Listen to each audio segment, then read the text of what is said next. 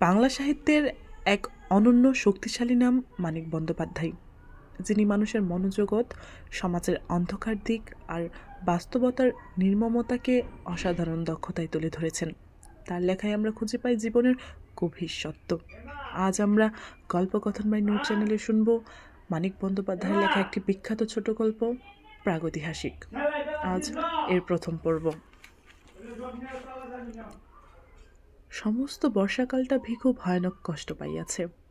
আষাঢ় মাসের প্রথমে বসন্তপুরের বৈকুণ্ঠ সাহার গদিতে ডাকাতি করিতে গিয়া তাহার দলকে দল ধরা পড়িয়া যায়। 11 জনের মধ্যে কেবল ভিখুই কাঁধে একটা বর্ষার খোঁচা খাইয়া পালাইতে পারিয়াছিল। রাতারাতি 10 মাইল দূরের মাথা ভাঙা পুলটার নিচে পৌঁছিয়া অর্ধেকটা শরীর কাদায় ডুবাইয়া সরবনের মধ্যে দিয়া বেলাটা লোকাইয়াছিল। রাত্রে আরও 9 ক্রোশ পথ হাঁটিয়া একেবারে পেহলাদ বাগদির বাড়ি চিতলপুরে। পেহলাদ তাকে আশ্রয় দেয় নাই। কাঠটা দেখাইয়া বলিয়াছিল, ঘাওখান সহজ নয় সেঙ্গাত, উটি পাকব, গা ফুলব, জানাজানি হইয়া গেলে আমি কনে যাম। খুনটা যদি না করতিস, তরি খুন করতে মন লইতেছে পেহলাদ, এই জনমেলা সাঙ্গাত। বন কাছেই ছিল, মাইল 5 উত্তরে। ভিখু অগত্যা বনেই আশ্রয় লইল। পেহলাদ নিজে বাঁশ কাটিয়া বনের একটা দুর্গম অংশে সিঞ্জুরি গাছের নিবিড় ছোপের মধ্যে তাহাকে একটা মাচা বাঁধিয়া দিল, তালপাতা দিয়া আচ্ছাদনও করিয়া দিল। বলিল, বাদলাই বাঘটাক সব পাহাড়ের উপরে গেছে গা, সাপে যদি না কাটে তো আরাম করে থাকবি ভিখু। খামু কি? চিরাগুড় দিলাম যে, 2 দিন বাদে বাদে ভাত লইয়া আমু, রোজ আইলে মাইসে সন্দেহ করব। কাদের ঘাটা লতা পাতা দিয়া বাঁধাইয়া আবার আসিবার আশ্বাস দিয়া পেহলাদ চলিয়া গেল। রাত্রে ভিখুর জ্বর আসিল। পরদিন টের পাওয়া গেল পেহলাদের কথাই ঠিক। কাদের ঘা ভিখুর ধুনাইয়া উঠিয়াছে, ডান হাতটি ফুলিয়া ঢোল হইয়া গিয়াছে, হাতটি তাহার নড়িবার সামর্থ্য নাই। বর্ষাকালে যে বনে বাঘ বাস করিতে চায় না, এমনই অবস্থায় সেই বনের জলে ভিজিয়া মশা ও পোকার উৎপাত সহিয়া দেহের কোন না কোন অংশ হইতে ঘণ্টায় একটা করিয়া যোগ টানিয়া ছাড়াইয়া জ্বরে ও ব্যথায় ব্যথায় ঝুঁকিতে ধুকিতে ভিখু 2 দিন 2 রাত্রে সংকীর্ণ মাচাটুকুর উপর কাটাইয়া দিল। বৃষ্টির সময় ছাট লাগিয়া সে ভিজিয়া গেল। রোদের সময় ভাবসা গাঢ় গুমটে সে হাঁপাইয়া হাঁপাইয়া শ্বাস টানিল। পোকার অত্যাচারে দিবারাত্রি তাহার এক মুহূর্তের স্বস্তি রহিল না। পেহলাদ কয়েকটা বিড়ি দিয়া গিয়াছিল, সেগুলো ফুরাইয়া গিয়াছে। 3-4 দিনের মতো চিরা আছে বটে, কিন্তু গুড় একটুও নাই। গুড় ফুরাইয়াছে, কিন্তু গুড়ের লোভে যে লাল পিঁপড়াগুলো ঝাঁক বাঁধিয়া আসিয়াছিল, তাহারা এখনো মাচার উপরে ভিড় করিয়া আছে। ওদের হতাশার জ্বালা ভিখুই অবিরত ভোগ করিতেছে সর্বাঙ্গে। মনে মনে পেহলাদের মৃত্যু কামনা করিতে করিতে ভিখু তবু বাঁচিবার জন্য প্রাণপণে ঝুঁচিতে লাগিল। সেদিন পেহলাদের আসিবার কথা, সেদিন সকালে কলমির জলটাও তাহার ফুরাইয়া গেল। বিকাল পর্যন্ত পেহলাদের জন্য অপেক্ষা করিয়া তৃষ্ণার পীড়ন আর সহিতে না পারিয়া কলসিটা লইয়া সে যে কত কষ্টে খানিক দূরের নালা হইতে কলমি জল ভরিয়া আনিয়া আবার মাচায় উঠিল, তাহার বর্ণনা হয় না। অসহ্য ক্ষুধা পাইলে শুধু চিটা চিবাইয়া সে পেট ভরাইল। এক হাতে ক্রমাগত পোকা ও পিঁপড়াগুলি টিপিয়া মারিল। বিষাক্ত রস শুষিয়া লইবে বলিয়া যোগ ধরিয়া নিজেই ঘায়ের চারদিকে লাগাইয়া দিল। সবুজ রঙের একটা সাপকে একবার মাথার কাছে সিঞ্জুরি গাছের পাতার ফাঁকে উকি দিতে দেখিয়া পুরা 2 ঘন্টা লাঠি হাতে সেটিকে চাহিয়া বসিয়া রহিল, এবং তাহার পর 2-1 ঘন্টা অন্তরই চারিদিকে ঝোপে ঝপাঝপ লাঠির বাড়ি দিয়া মুখে যথাসাধ্য শব্দ করিয়া সাপ তাড়াইতে লাগিল। মরিবে না, সে কিছুতেই মরিবে না। বনের পশু যে অবস্থায় বাঁচে না, সে অবস্থা মানুষ বাঁচিবেই। পেহলাদ গ্রামান্তরে কুটুমবাড়ি গিয়াছিল। পরদিনও সে আসিল না। কুটুমবাড়ির বিবাহ উৎসবের তাড়ি টানিয়া বেহুশ হইয়া পড়িয়া রহিল। বনের মধ্যে ভিখু কিভাবে দিন রাত্রি কাটাইতেছে, 3 দিনের মধ্যে সে কথা একবার তাহার মনেও পড়িল না। ইতোমধ্যে ভিখুর ঘা পচিয়া উঠিয়া লালচের রস গড়াইতে আরম্ভ করিয়াছে। শরীরও তাহার অল্প অল্প ফুলিয়াছে। জ্বরটা একটু কমিয়াছে বটে, কিন্তু সর্বাঙ্গের অসহ্য বেদনা দম ছোটানো তারের নেশার মতোই ভিখুর আচ্ছন্ন অভিভূত করিয়া ফেলিয়াছে। সে আর এখন ক্ষুধা তৃষ্ণা অনুভব করিতে পারে না। যোগেরা তাহার রক্ত শুষিয়া শুষিয়া কচি পটলের মতো ফুলিয়া উঠিয়া আপনা হইতে নিচে খসিয়া পড়িয়া যায়, সে টেরও পায় না। পায়ের ধাক্কায় জলের কলসিটা একসময় নিচে পড়িয়া ভাঙিয়া যায়। বৃষ্টির জলে ভিজিয়া পটলের মধ্যে চিরাগুড়ি পচতে আরম্ভ করে। রাত্রে তাহার গায়ের গন্ধে আকৃষ্ট হইয়া মাচার আশপাশে শিয়াল ঘুরিয়া বেড়ায়। কুটুমবাড়ি হইতে ফিরিয়া বিকালের দিকে ভিকুর খবর লইতে গিয়া ব্যাপার দেখিয়া পেহলাদ গম্ভীরভাবে মাথা নাড়িল। ভিকুর জন্য এক ভাটি ভাত ও কয়েকটি পুঁটি মাছ ভাজা আর একটু পুঁই চচ্চড়ি সে সঙ্গে লইয়া গিয়াছিল। সন্ধ্যা পর্যন্ত ভিকুর কাছে বসিয়া থাকিয়া ওগুলি সে নিজেই খাইয়া ফেলিল। তারপর বাড়ি গিয়া বাঁশের একটা ছোট মই এবং তাহার বুনাই ভরতকে সঙ্গে করিয়া ফিরিয়া আসিল। শোয়ে শোয়াইয়া তাহারা দুজনে ভিকুকে বাড়ি লইয়া গেল। ঘরের মাচার উপরে ঘর বিছাইয়া শয্যা রচনা করিয়া তাহাতে শোয়াইয়া রাখিল।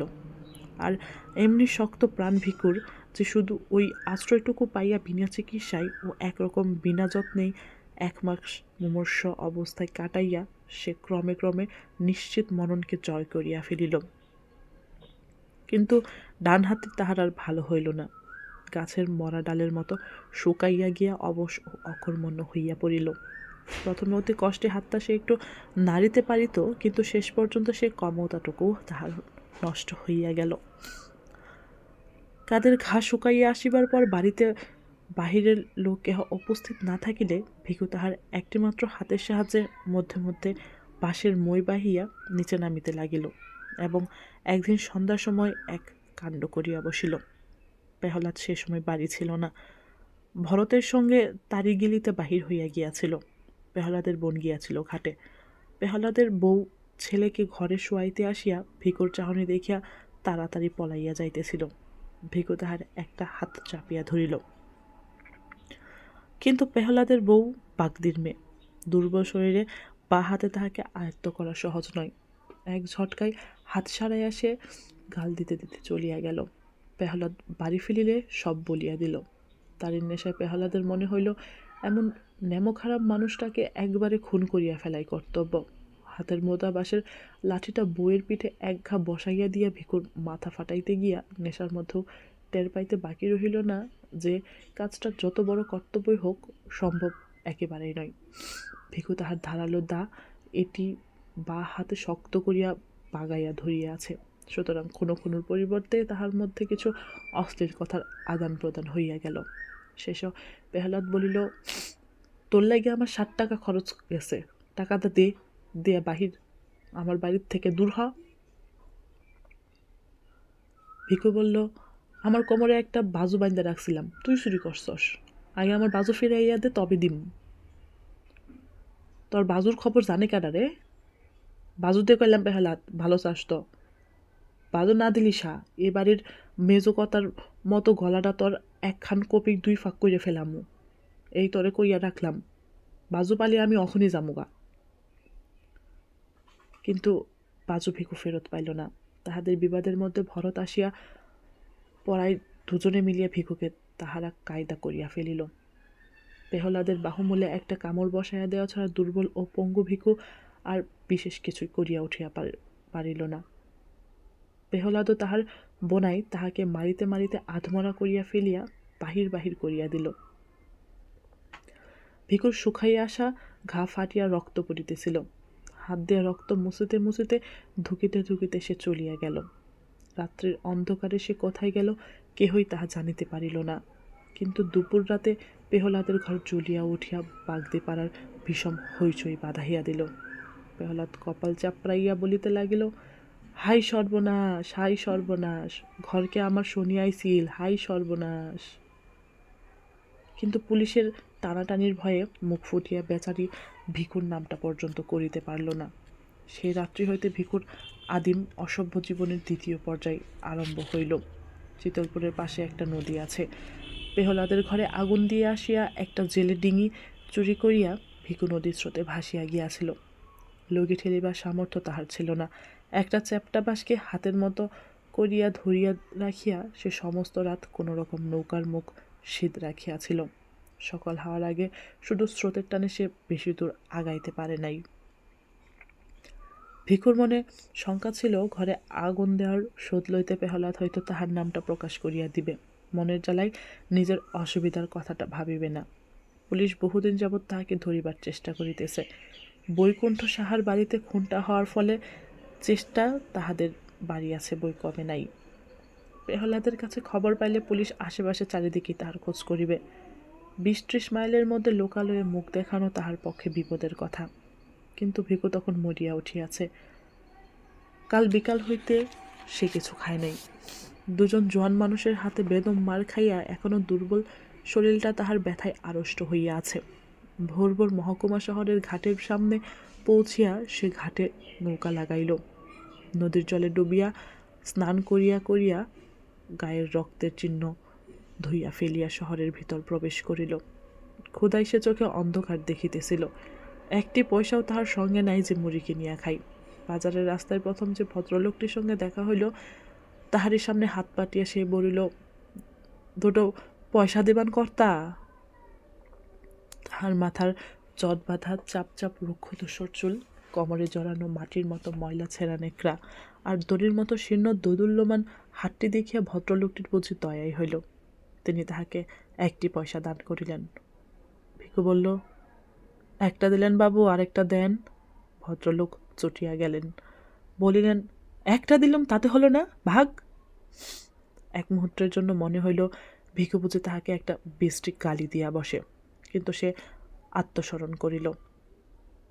গাল দেওয়ার বদলে আরক্ত চোখে তাহার দিকে একবার কটকট করিয়া তাকাইয়া সামনের মুড়ি মুরগির দোকানে গিয়া পয়সাটা দিয়া মুড়ি কিনিয়া কুকরাশি গিলিতে আরম্ভ করিল। সেই হইল তাহার ভিক্ষা করিবার হাতে খড়ি। কয়েকদিনের ভিতরেই সে পৃথিবীর বহু পুরাতন ব্যবসাটির এই প্রকাশ্যতম বিভাগের আইনকানুন সব শিখিয়া ফেলিল। আবেদনের ভঙ্গি ও ভাষা তাহার জন্ম ভিখারির মতো আয়ত্ত হইয়া গেল। শরীর এখন আর সে একেবারেই সাফ করে না।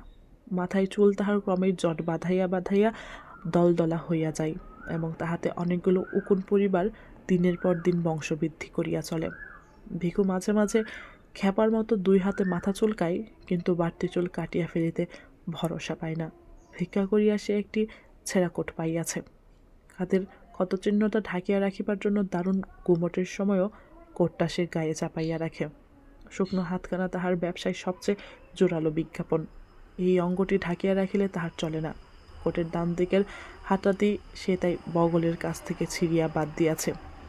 একটি টিনের মগ ও একটি লাঠিও সে সংগ্রহ করিয়া লইয়াছে। সকাল হইতে সন্ধ্যা পর্যন্ত বাজারের কাছে রাস্তার ধারে একটা তেঁতুল গাছের নিচে বসিয়া সে ভিক্ষা করে। সকালে 1 পয়সার মুড়ি খাইয়া নেই, দুপুরে বাজারের খানিক তফাতে একটা পুরো বাগানের মধ্যে ঢুকিয়া বটগাছের নিচে ইটের উনুনে মেটে হাঁড়িতে ভাত রান্না করে। মাটির কলসায় কোনোদিন রাতে ছোট মাছ, কোনোদিন তরকারি। পেট ভরিয়া খাইয়া বটগাছটাতেই হেলান দিয়া বসিয়া আরামে বিড়ি টানে। তারপর আবার তেঁতুল গাছটার নিচে গিয়া বসে। সারাটা দিন শ্বাস টানা কাতরানির সঙ্গে সে বলিয়া যায়, হেই বাবা, একটা পয়সা আমায় দিলে ভগবান দিব, হেই বাবা, একটা পয়সা। অনেক প্রাচীন বলির মতো ভিক্ষাং নৈব নৈব চ শ্লোকটা আসলে অসত্য। সারাদিনে ভিখুর সামনে দিয়া হাজার লোক যাতায়াত করে এবং গড়ের প্রতি 50 জনের মধ্যে একজন তাহাকে পয়সা অথবা আদলা দেয়। আদলার সংখ্যা বেশি হইলেও সারাদিনে ভিখুর 5 আনা রোজগার হয়, কিন্তু সাধারণত তাহার উপার্জন 8 আনার কাছাকাছি। সপ্তাহে এখানে 2 দিন হাট বসে। হাটবারের উপার্জন তাহার একটি পুরো টাকার নিচে নামে না। এখন বর্ষাকাল অতিক্রান্ত হইয়া গিয়াছে। নদীর দুটির কাশে সাদা হইয়া উঠিয়াছে। নদীর কাছেই বিন্ডু মাঝির বাড়ির পাশের ভাঙা চালাটা ভিখু মাসিক 8 আনায় ভাড়া করিয়াছে। রাত্রে সে ওইখানেই শুইয়া থাকে। ম্যালেরিয়ায় মৃত এক ব্যক্তির জীর্ণ কিন্তু পুরো একটি কাঁথা সে সংগ্রহ করিয়াছে। লোকের বাড়ির খড়ের গাদা হইতে চুরি করিয়া আনা খড় বিছাইয়া তাহার উপর কাঁথাটি পাতিয়া সে আরাম করিয়া ঘুমায়। মাঝে মাঝে শহরের ভিতরে গৃহস্থ বাড়িতে ভিক্ষা করিতে গিয়া সে কয়েকখানা ছেঁড়া কাপড় পাইয়াছে, তাই পুটুলি করিয়া বালিশের মতো ব্যবহার করে। রাত্রে নদীর আলো বাতাসে শীত করিতে থাকিলে পুটুলি খুলিয়া একটি কাপড় গায়ে জড়াইয়া লয়। সুখে থাকি এবং পেট ভরিয়া খাইয়া কিছুদিনের মধ্যে ভিখুর দেহে পূর্বের স্বাস্থ্য ফিরিয়া আসিল। তাহার ছাতি ফুলিয়া উঠিল, প্রত্যেকটি অঙ্গ সঞ্চালনে হাতের ও পিঠের মাংসপেশী নাচিয়া উঠিতে লাগিল। অবরুদ্ধ শক্তির উত্তেজনায় ক্রমে ক্রমে তাহার মেজাজ উদ্ধত্ত ও অসহিষ্ণু হইয়া পড়িল। অভ্যস্ত বুলি আওড়াইয়া কাতরভাবেই সে এখনও ভিক্ষা চায়, কিন্তু ভিক্ষা না পাইলে তাহার ক্রোধের সীমা থাকে না। পথে লোকজন না থাকিলে তাহার প্রতি উদাসীন প্রতীক্ষা সে অশ্লীল গাল দিয়া বসে। 1 পয়সার জিনিস কিনিয়া ফাও না পাইলে দোকানিকে মারিতে ওঠে। নদীর ঘাটে মেয়েরা স্নান করিতে নামিলে ভিক্ষা চাহিবার ছলে জলের ধারে গিয়া দাঁড়ায়। মেয়েরা ভয় পেলে সে খুশি হয় এবং সরিয়া যাইতে বলিতে নড়ে না, দাঁত বাহির করিয়া দুর্বিনীত হাসি হাসে। রাত্রে স্বরচিত শয্যায় সে ছটফট করে। নারী সঙ্গহীন এই নিরুৎসব জীবন আর তার ভালো লাগে না। অতীতের উদ্দাম ঘটনাবহুল জীবনটির জন্য তাহার মন হাহাকার করে। তারির দোকানে ভারে ভারে তারি গিলিয়া সে হেল্লা করিত। টলিতে টলিতে বাঁশির ঘরে গিয়া উন্মত্ত রাত্রি যাপন করিত। আর মাঝে মাঝে দল বাঁধিয়া গভীর রাত্রে গৃহস্থের বাড়ি চড়াও হইয়া সকলকে মারিয়া কাটিয়া টাকা ও গহনা লুটিয়া রাতারাতি উধাও হইয়া যাইত। স্ত্রীর চোখের সামনে স্বামীকে বাঁধিয়া মারিলে তাহার মুখে যে অবর্ণনীয় ভাব দেখা দিত, পুত্রের অঙ্গ হইতে ফিনকি দিয়া রক্ত ছুটিলে মা যেমন করিয়া আর্তনাদ করিয়া উঠিত, মশালয়ের আলোয় সে দৃশ্য দেখা আর সেই আর্তনাদ শোনার চেয়ে উন্মাদনাকর নেশা জগতে আর কি আছে। পুলিশের ভয়ে গ্রাম হইতে গ্রামান্তরে পলাইয়া বেড়াইয়া আর বনে জঙ্গলে লুকাইয়া থাকিয়াও যেন এখন সুখী ছিল। তাহার দলের অনেকেই বারবার ধরা পড়িয়া জেল খাটিয়াছে, কিন্তু জীবনে একবারের বেশি পুলিশ তাহাকে নাগাল পায় নাই। রাখুবাগদের সঙ্গে পানাহার শ্রীপতি বিশ্বাসের বোনটাকে যেবার সে চুরি করিয়াছিল, সেইবার 7 বছরের জন্য তাহার কয়েদ হইয়াছিল, কিন্তু 2 বছরের বেশি কেহ তাহাকে জেলে আটকাইয়া রাখিতে পারে নাই। 1 বর্ষার সন্ধ্যায় জেলের প্রাচীর ডিঙাইয়া সে পলাইয়াছিল। তারপর একা সে গৃহস্থ বাড়িতে ঘরের বেড়া কাটিয়া চুরি করিয়াছে। দিন দুপুরে পুকুর ঘাটে একাকিনী গৃহস্থবধূর মুখ চাপিয়া গলার হার, হাতের বালা খুলিয়া লইয়াছে। রাখুর বউকে সঙ্গে নিয়া নোয়াখালী হইয়া সমুদ্র ডিঙ্গাইয়া পাড়ি দিয়াছে একেবারে হাতিয়ায়। 6 মাস পরে রাখুর বউকে হাতিয়ায় ফেলিয়া আসিয়া পরপর 3বার 3টা দল করিয়া দূরে দূরে কত গ্রামে ডাকাতি করিয়া বেড়াইয়াছে, তাহার সবগুলির নামও এখন তাহার স্মরণ নাই। তারপর এই সেদিন বৈকুণ্ঠ সাহার মেজ ভাইটার গলাটা সে দায়ের 1 কোপে তুফাক করিয়া দিয়া আসিয়াছিল। কি জীবন তাহার ছিল, এখন কি হইয়াছে!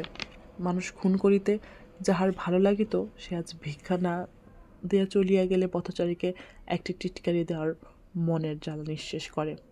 দেহের শক্তি তাহার এখনও তেমনই অক্ষুণ্ণ আছে। সেই শক্তি প্রয়োগ করিবার উপায়টাই তাহার নাই। কত দোকানে গভীর রাত্রে সামনে টাকার থোক সাজাইয়া একা বসিয়া দোকানে হিসাব মেলাই। বিদেশগত কত পুরুষের গৃহে মেয়েরা একা থাকে। এদিকে ধারালো একটা অস্ত্র হাতে ওদের সামনে হুমকি দিয়া পড়িয়া একদিনে বড়লোক হওয়ার পরিবর্তে ভিন্ন মাঝির চালাটার নিচে সে চুপচাপ শুইয়া থাকে।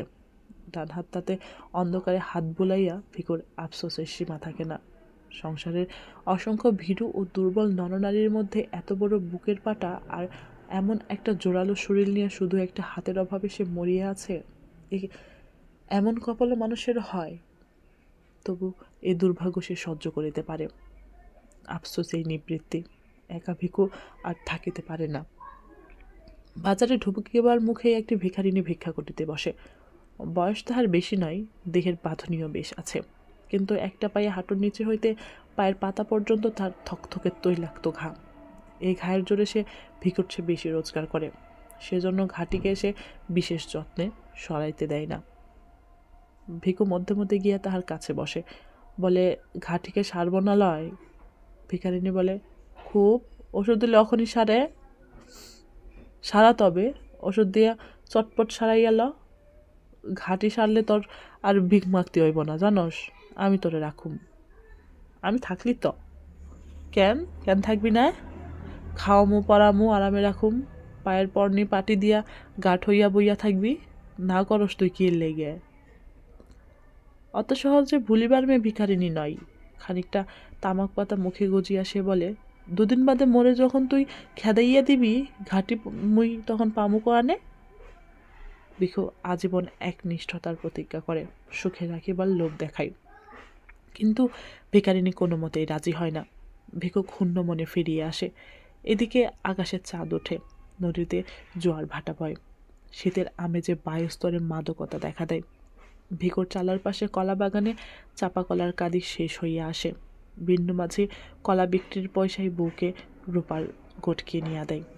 তালের রসের মধ্যে নেশা ক্রমে ঘোরালো ও জমাট হইয়া ওঠে।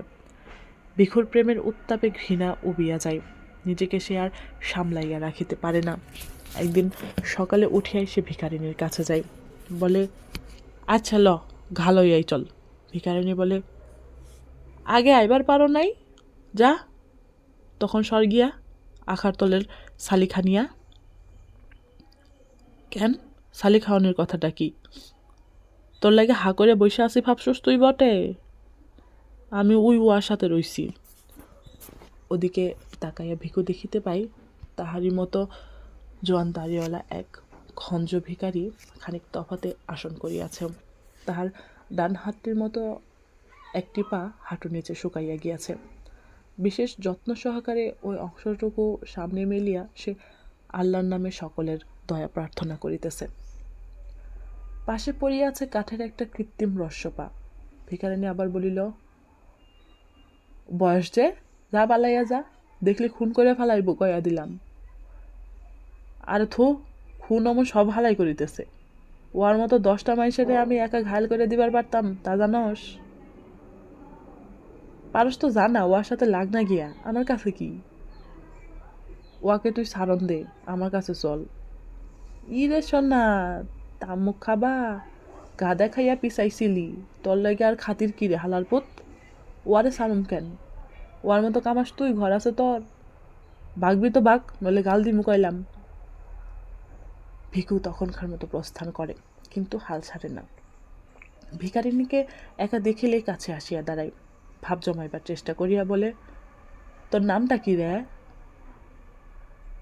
এমনি তাহারা পরিচয়হীন যে এতকাল পরস্পরের নাম জিজ্ঞেস করিবার প্রয়োজনও তাহারা বোধ করে নাই। ভিখারিণী কালো দাঁতের ফাঁকে হাসে, ফের লাগতে আইসস, হয়ে বুড়ির কাছে যা। ভিখু তাহার কাছে উবু হইয়া বসে। পয়সার বদলে অনেকে চাল ভিক্ষা দেয় বলিয়া আজকাল সে কাঁধে একটা ঝুলি ঝোলাইয়া বেড়ায়। থলির ভিতর হইতে বর্তমান কলা বাহির করিয়া ভিখারিনীর সামনে রাখিয়া বলে, খা, তোর লেগে চুরি করে আনছি। ভিখারিনীর তৎক্ষণাৎ খোসা ছাড়াইয়া প্রেমিকের দান আত্মসাৎ করে। খুশি হইয়া বলে, নাম শুনবা চাস? পাসি কয় মরে, পাসি। তুই কলা দিছস, নাম কইলাম, এবারে ভাগ। ভিখু উঠিবার নাম করে না। অত বড় কলাটা দিয়া শুধু নাম শুনিয়া খুশি হওয়ার মতো শৌখিন সে নয়। যতক্ষণ পারে ধুলোর উপর উবু হইয়া বসিয়া পাঁচির সঙ্গে সে আলাপ করে। ওদের স্তরে নামিয়া না গেলে সে আলাপকে কেহ আলাপ বলিয়া চিনিতে পারিবে না, মনে হইবে পরস্পরকে তাহারা যেন গাল দিতেছে। পাঁচির সঙ্গীটির নাম বশির। তার সঙ্গেও সে একদিন আলাপ জমাবার চেষ্টা করিল। সালাম মিয়া, এদিকে ঘোরাফেরা কি জন্যে? সালাম মিয়া হতিছে, লাঠির এক ঘায়ে সেটি চেঁচা দিমুনে। দুজনে খুব খানিকটা গালাগালি হইয়া গেল। ভিখুর হাতে লাঠি ও বশিরের হাতে মস্ত একটা পাথর থাকায় মারামারিটা আর হইল না। নিজের তেঁতুল গাছের তলায় ফিরিয়া যাওয়ার আগে ভিখু বলিল, তোরে নিপাত করিতেছি। বশির বলিল, ফেরুয়ার সাথে বাতচিত করলে জানে মাইরে দিমো, আল্লাহর কিরে। এই সময় ভিখুর উপার্জন কমিয়া আসিল। পথ দিয়া প্রত্যহ নতুন নতুন লোক যাতায়াত করে না। একেবারে প্রথমবারের জন্য যাহারা পথটি ব্যবহার করে, দৈনন্দিন পথিকের মধ্যে তাহাদের সংখ্যা 2 মাসের ভিতরেই মুষ্টিমেয় হইয়া আসে। ভিখুকে একবার তাহারা 1টি পয়সা দিয়াছে, পুনরায় তাহাকে দান করিবার প্রয়োজন তাহাদের অনেকেই বোধ করে না। সংসারে ভিখারির অভাব নেই।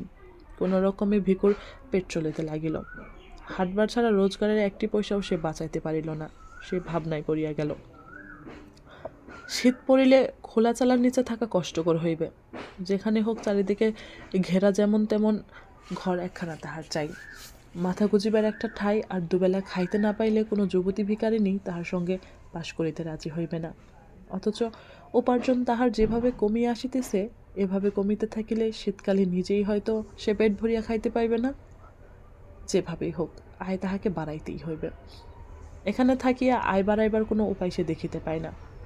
চুরি ডাকাতির উপায় নাই, মজুর খাটিবার উপায় নাই। একেবারে খুন করিয়া না ফেলিলে কাহারও কাছে অর্থ ছিনাইয়া লওয়া একেবারে অসম্ভব। পাঁচেকে ফেলিয়া এই শহর ছাড়িয়া কোথাও যাইতে তাহার ইচ্ছা হয় না। আপনার ভাগ্যের বিরুদ্ধে ভিকুর মন বিদ্রোহী হইয়া ওঠে। তাহার চালার পাশে বিন্নু মাঝির সুখী পারিবারিক জীবনটা তাহাকে হিংসায় জর্জরিত করিয়া দেয়। একদিন বিন্নুর ঘরে আগুন ধরাইয়া দিবার জন্য মন ছটফট করিয়া ওঠে। নদীর ধারে খ্যাপার মতো ঘুরিতে ঘুরিতে মাঝে মাঝে তাহার মনে হয় পৃথিবীর সমস্ত পুরুষকে হত্যা করিয়া পৃথিবীর যত খাদ্য ও যত নারী আছে একা সব দখল করিতে না পারিলে তাহার তৃপ্তি হইবে না। আর কিছুকাল ভিকু এমনি অসন্তোষের মধ্যে কাটাইয়া দিল। তারপর একদিন গভীর রাত্রে ঝুলির মধ্যে তাহার সমস্ত মূল্যবান জিনিস ভরিয়া জমানো টাকা কোটি কোমরের কাপড়ে শক্ত করিয়া বাঁধিয়া ভিকু তাহার চালা হইতে বাহির হইয়া পড়িল। নদীর ধরে একদিন সে হাতখানেক লম্বা একটা লোহার শিক কোড়াইয়া পাইয়াছিল। অবসর মতো পাথরে ঘষিয়া শিকটির একটা মুখ সে চোখা করিয়াছে। এই অস্ত্রটিও সে ঝুলির মধ্যে ভরিয়া লইল। অমাবস্যার অন্ধকারে আকাশ ভরা তারা যখন ঝিকিমিকি করিতেছে, ঈশ্বরের পৃথিবীতে শান্ত স্তব্ধতা। বহুকাল পরে মধ্যরাত্রির জনজীবন জগতে মনের মধ্যে ভয়ানক একটা কল্পনা লইয়া বিচরণ করিতে বাহির হইয়া ভিকুর সহসা অকথনীয় উল্লাস বোধ হইল। নিজের মনে অস্ফুট স্বরে সে বলিয়া উঠিল, বাটি লইয়া ডানটির যদি রেহাই দিতা ভগবান। নদীর ধারে ধারে ৮ মাইল হাঁটিয়া গিয়ে একটি সংকীর্ণ পথ দিয়ে সে শহরে প্রবেশ করিল। বাজার বাহাতি রাখিয়া ঘুমন্ত শহরের বুকে ছোট ছোট অলিগলি দিয়া শহরের অপর প্রান্তে গিয়া পৌঁছিল। শহরে যাওয়ার পাকা রাস্তাটি এখান দিয়া শহর হইতে বাহির হইয়াছে। নদী ঘুরিয়া আসিয়া ২ মাইল তফাৎ এই রাস্তারই পাশে মাইলখানেক রহিয়া গিয়া আবার দক্ষিণ দিক পরিবর্তন করিয়াছে। কিছু দূর পর্যন্ত রাস্তার দুদিকে ফাঁকে ফাঁকে ২-১টি বাড়ি চোখে পড়ে। তারপর ধানের ক্ষেত ও মাঝে মাঝে জঙ্গলাকীর্ণ পতির ডাঙার দেখা পাওয়া যায়। এমনি একটা জঙ্গলের ধারে জমি সাফ করিয়া ৫-৭ খানা কুড়ে তুলিয়া কয়েকটা হতভাগ্য মানুষ একটি দরিদ্রতম পল্লী স্থাপিত করিয়াছে। তার মধ্যে একটু কুড়ে বসিরের। ভোরে উঠিয়া ঠক ঠক শব্দে কাঠের পা ফেলিয়া সে শহরে ভিক্ষা করিতে যায়। সন্ধ্যার সময় ফিরিয়া আসে। পাঁচি গাছের পাতা জ্বালাইয়া ভাত রাঁধে, বসির টানে তামাক। রাত্রে পাঁচি পায়ের ঘায়ে ন্যাকড়ার পটি জড়ায়। বাঁশের খাটে পাশাপাশি শুইয়া তাহাদের কাটা কাটা কদর্য ভাষায় গল্প করিতে করিতে তাহারা ঘুমাইয়া পড়ে। তাহাদের নীড়, তাহাদের শয্যা ও তাহাদের দেহ হইতে একটা ভ্যাপসা পচা দুর্গন্ধ উঠিয়া ঘরের চালের ফুটা দিয়া বাহিরের বাতাসে মিশিতে থাকে। ঘুমের ঘরে বসে নাক ডাকায় পাছে বিড়বিড় করিতে থাকে। ভিকু একদিন ওদের পিছু পিছু আসিয়া ঘর দেখিয়া গিয়াছিল। অন্ধকারে সাবধানে ঘরের পিছনে গিয়া বেড়ার ফাঁকে কান পাতিয়া সে কিছুক্ষণ কচুবনের মধ্যে দাঁড়াইয়া রহিল। তারপর ঘুরিয়া ঘরের সামনে আসিল। ভিখারির কুড়ে দরজার ঝাপটি পাঁচি ভিতর হইতে বন্ধ করে নাই, শুধু ঠেকাইয়া রাখিয়াছিল। ঝাপটা সন্তর্পণে এক পাশে সরাইয়া দিয়া ঝুড়ির ভিতর হইতে শিকটি বাহির করিয়া শক্ত করিয়া ধরিল। ঘরের মধ্যে প্রবেশ করিল।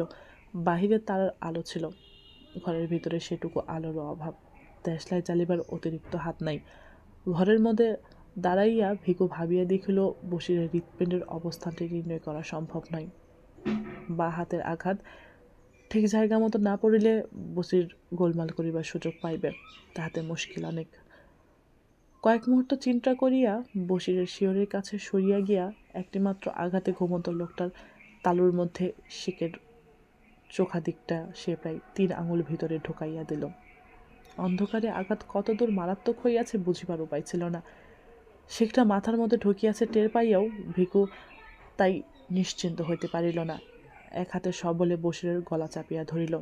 পাঁচিকে বলিল, চুপ থাক, চিল্লাবি তো তোরও মাইরে ফেলাম। পাঁচি চেঁচাইল না, ভয়ে গোঙাইতে লাগিল। ভিকু তখন আবার বলিল, একটুকু আওয়াজ লয়, ভালা চাস তো একদম চুপ কইরা মইরা থাক। বসির নিস্পন্দ হইয়া গেলে ভিকু তাহার গলা হইতে হাত সরাইয়া নিল। দম লইয়া বলিল, আলোটা জ্বালাইয়া দে পাঁচি। পাঁচি আলো জ্বালিলে ভিকু পরম তৃপ্তির সঙ্গে নিজের কীর্তি চাহিয়া দেখিল। একটি মাত্র হাতের সাহায্যে অমন জোয়ান মানুষটাকে ঘায়েল করিয়া গর্বের তাহার সীমা ছিল না। পাঁচির দিকে তাকাইয়া সে বলিল, দেখছস, ক্যাডাকারে খুন করলো দেখছস? তখন পই পই করে কইলাম, মিয়া ভাই ঘোড়াডিঙায় ঘাস খাইবার লারবাগো সালাম দেও। শুনে মিয়া ভাইয়ের ওইল গোসা, কয় কিনা শির চেঁচা দিমু, দেন গো দেন, সেটা আমার চেঁচাই দেন মিয়া ভাই।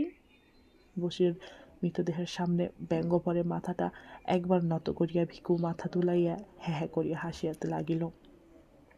সহজ ক্রুদ্ধ হইয়া বলিল, ঠেরাইন বোবা কেন গো?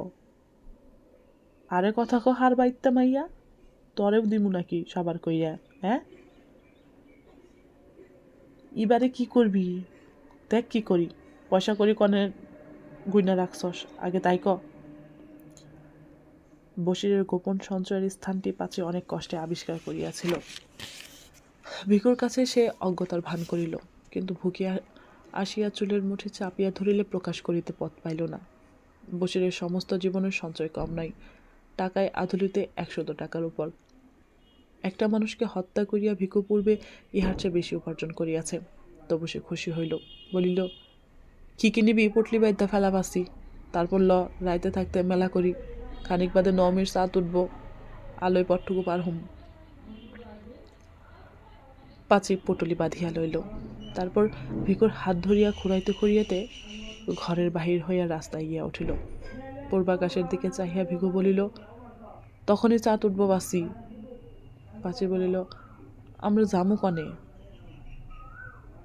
সদর ঘাটে না, চুরি করুম। বিয়ানে সিপ্তিপুরের সামনে জংলার মধ্যে ঢুকে থাকুম, রাইতে একদম সদর। পা চালাইয়া চল পাসি, 100 কোষ হাঁটুন নাগবো। পায়ের ঘালিয়া তাড়াতাড়ি চলিতে পাচির কষ্ট হইতেছিল। ভিকু সহসা একসময় দাঁড়াইয়া পড়িল, বলিল, পায়ে তুই ব্যথা পাস পাসি? ব্যথায় জান যায়। পিঠে চাবামু? পারবি কেন? পারুম, আয়। ভিকুর গলা জড়াইয়া ধরিয়া পাচি তাহার পিঠের উপর ঝুলিয়া রহিল। তাহার দেহের ভারের সামনে ঝুঁকিয়া ভিকু জোরে পথ চলিতে লাগিল। পথের দুদিকে ধানের ক্ষেত আবছা আলোয় নিঃসারে পড়িয়া আছে। দূরে গ্রামের গাছপালার পিছন হইতে নবমী চাঁদ আকাশে উঠিয়া আসিয়াছে। ঈশ্বরের পৃথিবীতে শান্ত স্তব্ধতা। হয়তো ওই চাঁদ আর এই পৃথিবীর ইতিহাস আছে। কিন্তু যে ধারাবাহিক অন্ধকার মাতৃগর্ভ হইতে সংগ্রহ করিয়া দেহের অভ্যন্তরে লুকাইয়া ভিকু ও পাচি পৃথিবীতে আসিয়াছিল, এবং যে অন্ধকার তাহারা সন্তানের মাংস আবেষ্টনের মধ্যে গোপন করিয়া যাইবে, তাহার প্রাগৈতিহাসিক পৃথিবীর আলো আজ পর্যন্ত তাহার নাগল পায় নাই, কোনোদিন পাইবেও না। গল্পকথন বাই নূর চ্যানেলের প্রাগৈতিহাসিক গল্পের এখানেই সমাপ্তি। অন্য কোনো দিন অন্য কোনো নতুন গল্প নিয়ে আপনাদের সামনে হাজির হব। এতক্ষণ মনোযোগ সহকারে গল্পটি শোনার জন্য আপনাদেরকে অসংখ্য ধন্যবাদ।